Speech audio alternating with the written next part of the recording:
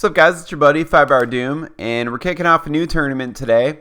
This one is a singles tournament from Grady's on the 20th of December. Left side screen is Danny. As you can see from that first exchange, Danny is kind of a fast-paced, kind of high-energy player. On the right side of the screen, it's your buddy Mark Madej, 5-Hour Doom. It's like Danny kind of lost it. I was able to pick it up on the 3-bar. Went for pull side. Looks like I did not hit it on goal. I don't know Danny's last name, but Danny is a regular up at our weekly draw and bring. And he's pretty good.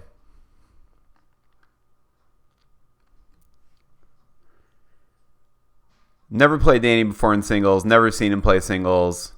Like I said, there hasn't been too much singles in the Metro Detroit area. Oh, there's my 2-5. That 2-5 pass is absolute money.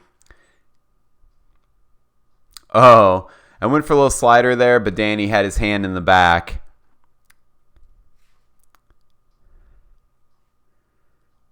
Definitely a good idea if you can pay attention. Okay, it's pretty good idea to have your hand in the back if you have somebody, especially like me, who's going to hack a lot. And the threat of the hack makes my 5-bar even more deadly because you have to watch for the hacks, but then you also... Another terrible pull side attempt for me there. Not shooting so hot so far. Danny shoots it off table. Putting it back into play here. Oh, that time I did the same pass, but to the 3-bar. And basically what I'll do is I'll just kind of scoot it back and forth between the goalie rod and the 2-bar, a lot like what you would do if you're setting up the ball for like a pull shot. And then I'm able to just kind of push it up to the 5-bar, or more recently I started going to the 3-bar, which is obviously even better. Danny's setting up for this pull kick. And there's that 2-5 again, man. I mean, you can see how deadly it is if people aren't paying attention to it. Tried to go for a little slider hack. Oh, that time, go for a different hack. Kind of just rolled it over and he just wasn't there.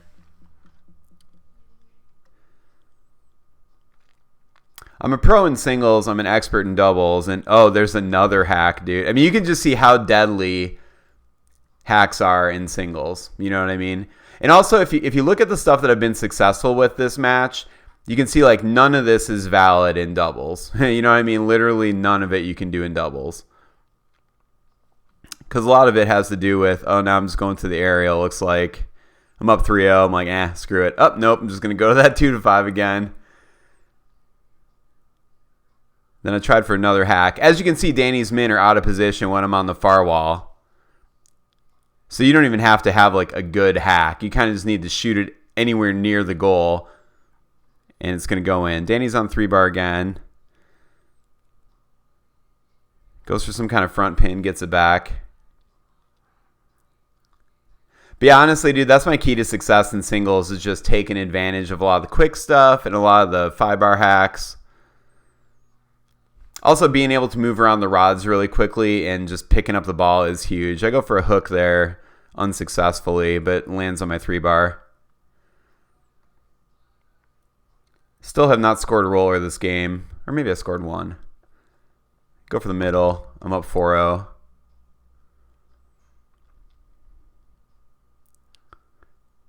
Danny with a nice little tic-tac wall. Goes for a pull kick. Looks like he didn't hit it on goal. And kind of lost it. Again, we're at Grady, so the balls are very marbly. So they're really easy to lose as compared to a normal ball.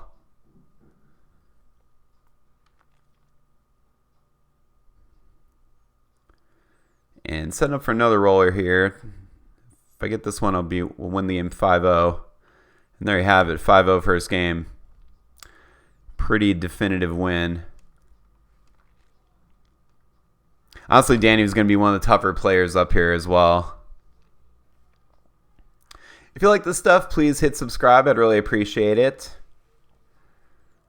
I do appreciate you guys watching all this content and stuff. It's been pretty fun making it, although it is a lot of work, but it is fun interacting with you guys and Whenever I see your comments and stuff, I really appreciate it. Okay, we're kicking off this second game. Danny goes for hack. And I don't like to have to start with my man holding the 5-bar with my right hand and holding the 3-bar or the goalie rod with my left hand. But I will do it more than normal at Grady's just because the balls are so fast that it's a lot more likely to kind of just slop in there, and you might have to save it. Another phenomenon that happens a lot in singles, I think we're seeing here, is something I like to call hack rehack. And basically, there's that 2 to 5 again, dude. But hack rehack is basically like once you hack somebody, once you shoot a 5-bar shot, they're like 10,000 times more likely to try to shoot a 5-bar shot on you, even if they don't necessarily have that good of a 5-bar shot. And I'm not saying Danny does or doesn't. I'm just saying that's what the phenomenon is. You'll play, like, you'll have a player who never shoots a 5-bar shot, and then you start shooting 5-bars on them, and lo and behold, they start ripping 5-bars on you as well.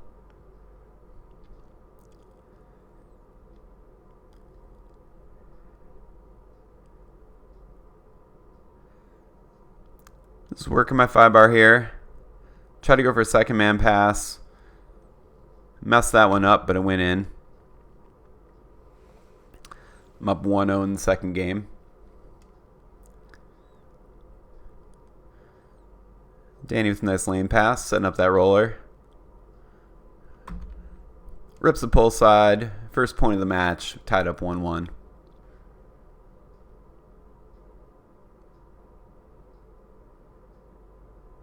Try for the back wall pass.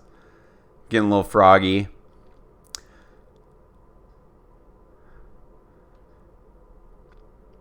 Also in singles, like, you can see how I set up my men. It's very important to always make sure your goalie men are in the right position in singles. That time I go for the chip. I was looking for a dink there. He was on it, so I just set up my roller. I've been way more confident in my roller lately, so that's been great. I don't know for how many years my 3-bar was just the absolute worst part of my game, so I would just try to get as many 5-bar hacks as I possibly could. I've won matches where I just did like all 5-bar hacks.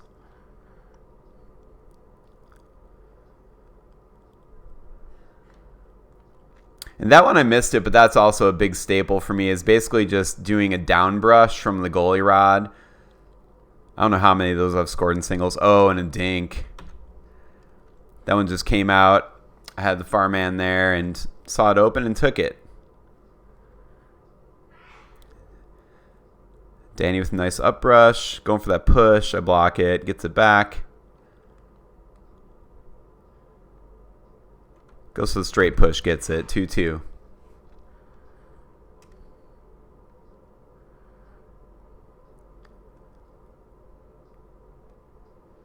And that one I just saw the opportunity to just go down brush from the goalie rod as it was rolling.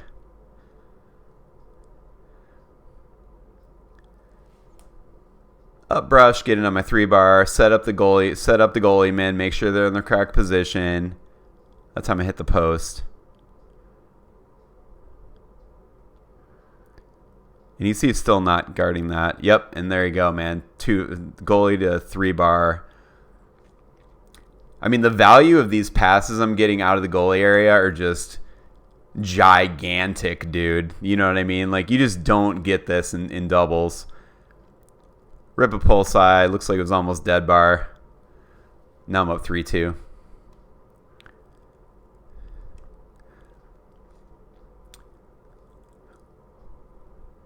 Danny with a little pull kick makes it 3-3. The one thing I'll say about Danny's 5-bar also, and really anybody's 5-bar, is when you're passing, you should always start with that 5-bar on the wall. You can't have the 5-bar just floating in space. And the reason I say that is because if you want to go wall, it's a lot harder to move the man to the wall and catch it at the same time you're passing. And the reason is, like, it's just a good chance you're going to jar yourself You know what I mean? Like coming off the wall to catch the ball is one thing. If you go to the wall to catch the ball, there's just a lot of chance you're going to hit the wall and just jar yourself off it. Nice save. I was able to contain the ball. Looks like I'm shooting an aerial here. Bad decision. I set it up. Goes off table. Goes to the 5-bar. I've really cut out the aerials in my game. You'll still see me do them in the mega because I don't care about the mega. But yes, well, you can see how Danny just has his man just kind of floating.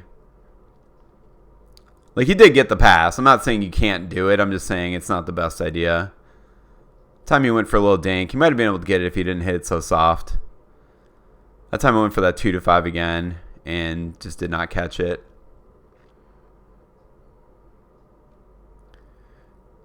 Danny going for this push again.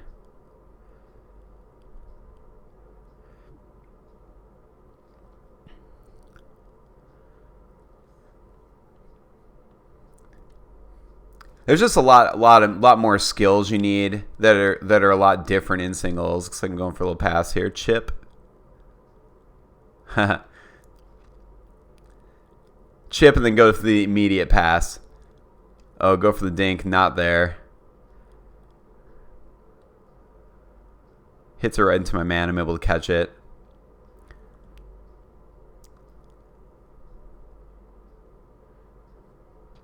You know, it doesn't really have anything to do with this point, but the one thing I will say also is a lot of people will be like, oh, on 3-3, it's a big point, so do this, you know, or change your strategy.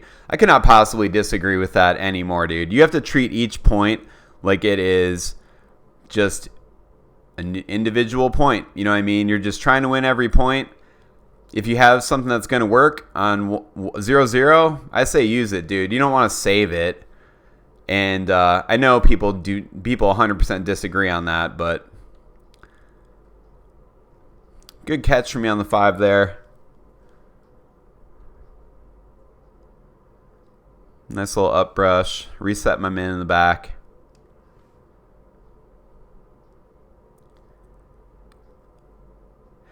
Also, as far as your man in the back, it's really important to have him pointing forward, in my opinion. Because like if the ball hits it, you don't want him to be able to spin the man around, you know what I mean?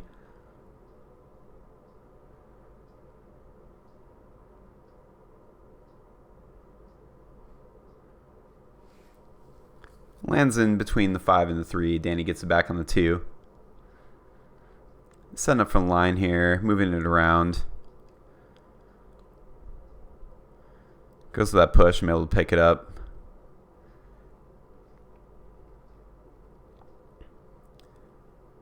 Take a timeout. Yeah, like ball control and just being able to pick up loose balls also is so much bigger in singles than it is in doubles. Obviously, it's important in doubles, but the opportunities you're gonna have to pick up loose balls in singles is like just unquestionably a lot larger than it is in doubles. You know, especially because like nobody's holding half the rods half the time. You know, putting the ball back into play.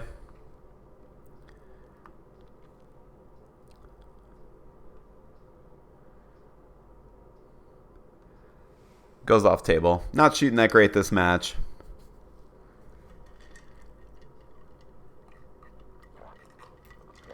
Hit that subscribe button before we get back to the table. Do me a favor, buddy. Especially on YouTube. I think I got 226 subscribers right now. I'm trying to get to 1,000, so not even a quarter of the way there. If you haven't subscribed yet, I would really appreciate it. Okay, Danny putting the ball back in play.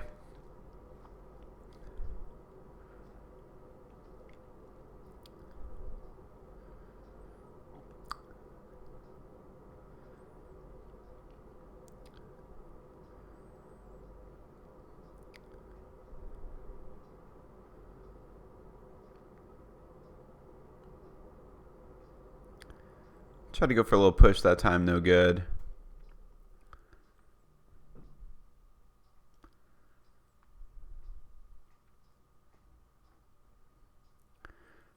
Go for the hook. I have not been practicing it that much, and I've been mis-executing it a ton lately. Well, that time I tried to go for an up rush, just a bounce hack into the corner. Looks like I hit the corner.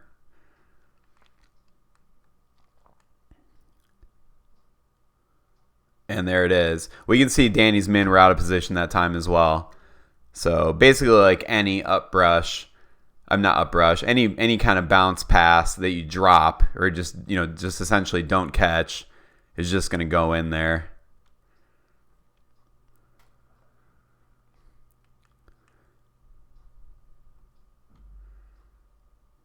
Go for the down brush. Get up on 3, chance to win the match here.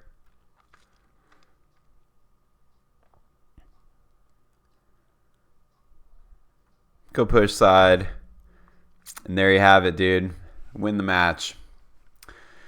Thanks for watching, you guys. That was a pretty good match. Definitely showed a lot of singles-specific skills in that match. You can see how deadly that 2-5 and 2-3 passing is. You just, when you get that many additional possessions, and then also I hit a lot of hacks too. And you'll notice like they're not all just like blazing left hooks either. A lot of the time in singles, if you just kind of pay attention, the men are out of position, they don't have a hand back there. You can just kind of just wing it in there. It doesn't even have to be like super accurate, and a lot of times the goal will just be wide open. So that's what happened that match. That was the first round. I will cast the remaining matches the next few days. So please tune in. I'm posting new matches every day at 7 p.m. And thanks a lot for watching. I really appreciate you guys tuning in. And I will see you in the video tomorrow. Have a great night.